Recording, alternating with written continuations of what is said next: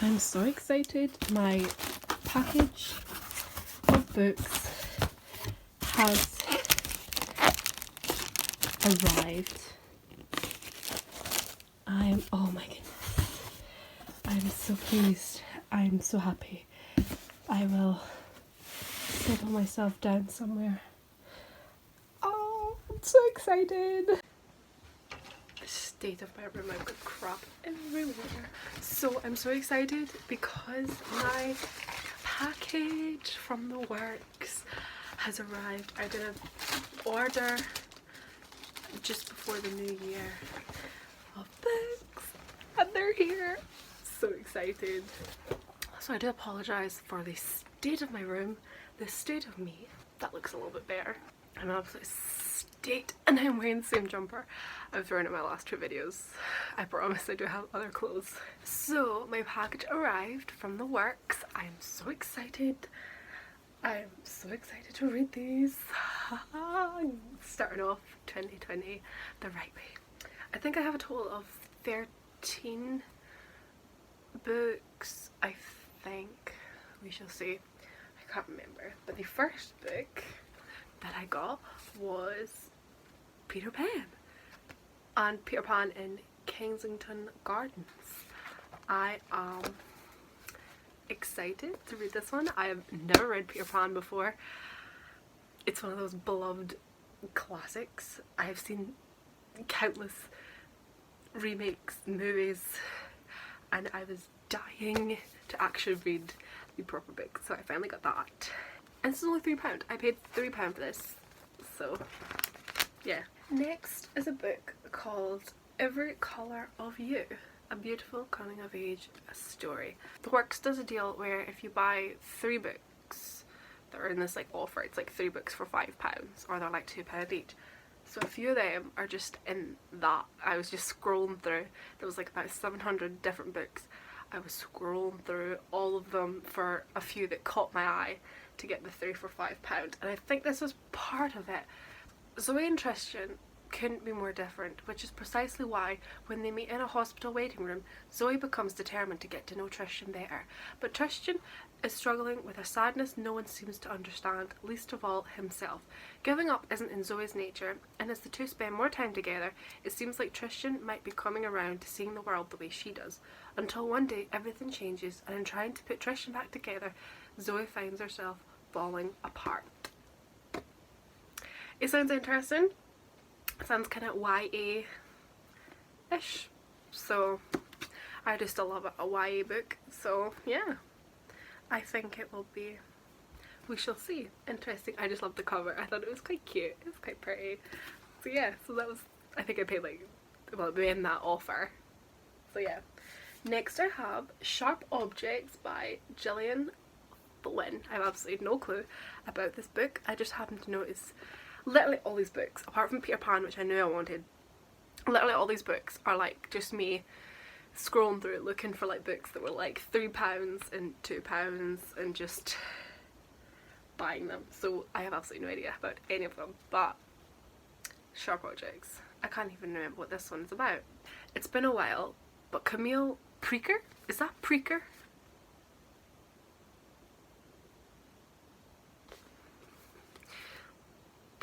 Has finally gone home. Sent to investigate the disappearance of 2 little girls, Camille finds herself reluctantly installed in the family mansion, reacquainting herself with her distant mother and a precocious 13-year-old half-sister she barely knows. Haunted by a family tragedy, troubled by the disquieting grip her younger sister has in the town, Camille struggles with a familiar need to be accepted. But as clues turn into dead ends, Camille finds herself identifying with the young victims and realises she'll have to unravel the puzzle of her own past if she's to survive this homecoming. Since I've got greasy finger marks on it already. From the author of Gone Girl, which I also really want to read, but I have not yet got my hands on it. So yeah, Sharp Objects. Sounds like it could be interesting. Next we have Found by Erin Kingsley. I absolutely adore mysteries and thrillers, so most of these books are all mysteries and thrillers.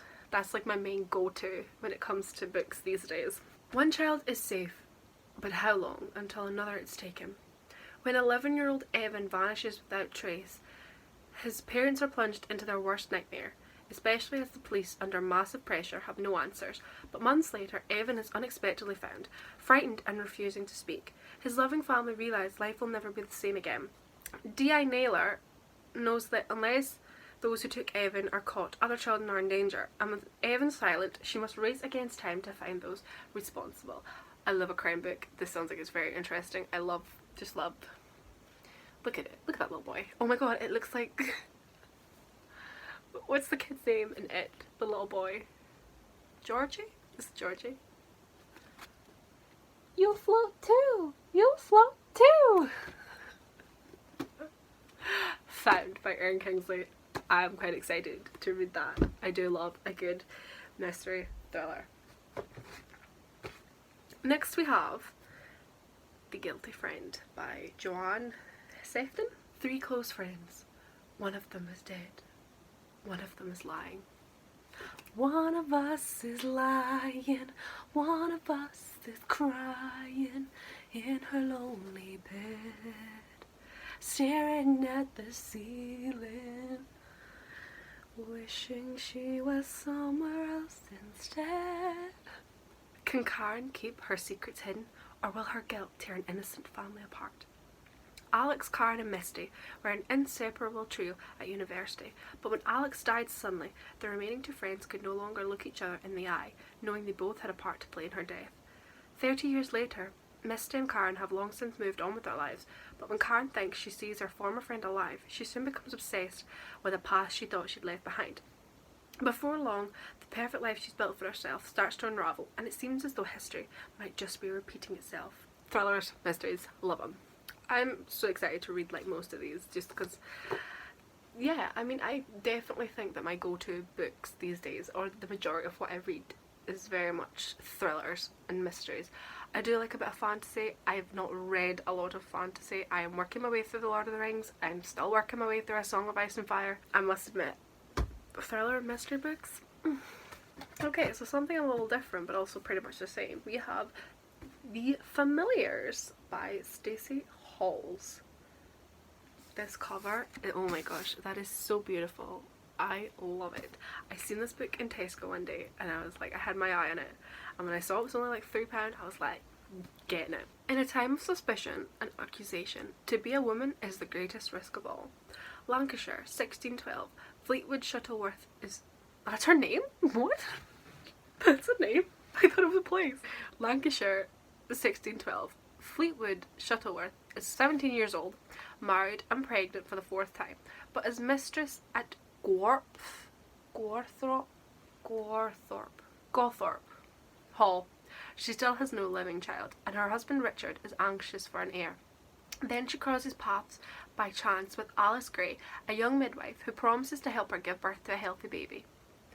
When Alice is drawn into the witchcraft accusations that are sweeping the northeast, Fleetwood risks everything by trying to help her. As the legendary Pendle witch trials approach and Fleetwood's stomach continues to grow, time is running out and both their lives are at stake. I just fell in love with the cover of this book, and that's the main reason I wanted to read it. But it sounds quite interesting, and I can't believe the main character is called Fleetwood Shuttleworth. That's a name and a half. I hope she gets called a nickname of some sort. I don't know if I could cope reading a book with a name character called Fleetwood. No offence to anyone out there called Fleetwood. And the last books we have, I picked these up not really knowing much about them, but I bought The Chronicles of Narnia. I was actually quite surprised when they came, and they were actually relatively thin books. I know they're kids' books, but I'd never read them before. I'd never even like seen them before, so I didn't know what they looked like, or if they were like thick and long like Harry Potter or The Lord of the Rings is relatively. But I didn't even know like all of these. I'd obviously The Lion, the Witch and the Wardrobe, knew that. I knew Prince Caspian and the Voyage of the Dawn Treader because of the movies, but I didn't know these other ones, so that's exciting. So yeah, let me bring them out. Thank God these are numbered. I mean, they look quite pretty, I will admit. Aslan. they look quite pretty. Is that Prince Caspian on his horse? He's a fancy Prince Caspian. So, I mean, I don't really know anything about these, so this should be exciting. I'll probably fly through them. Look at them. But I'd never read them before, and I thought, you know what, when I was buying an order, and I think I paid £10 for these actually.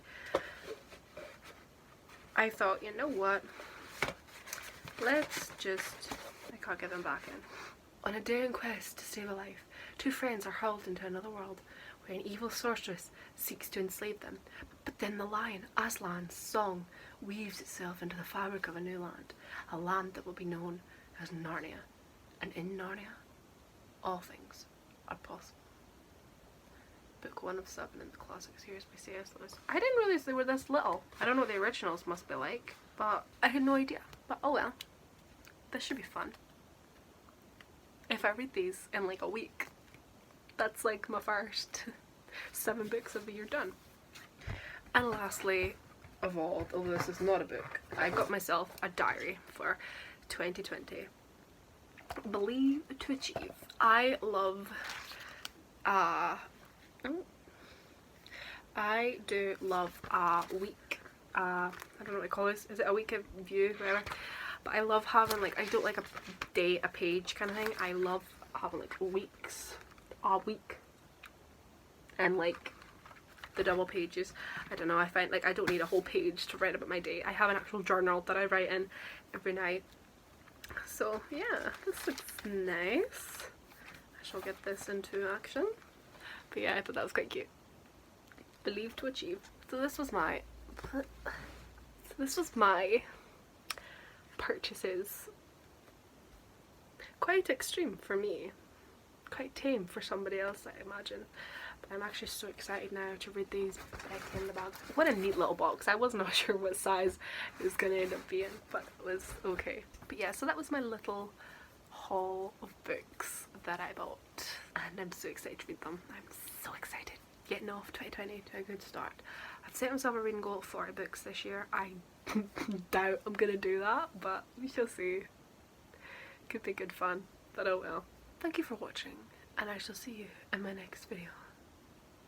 Whatever it may be. 2020, the year of surprises. Goodbye!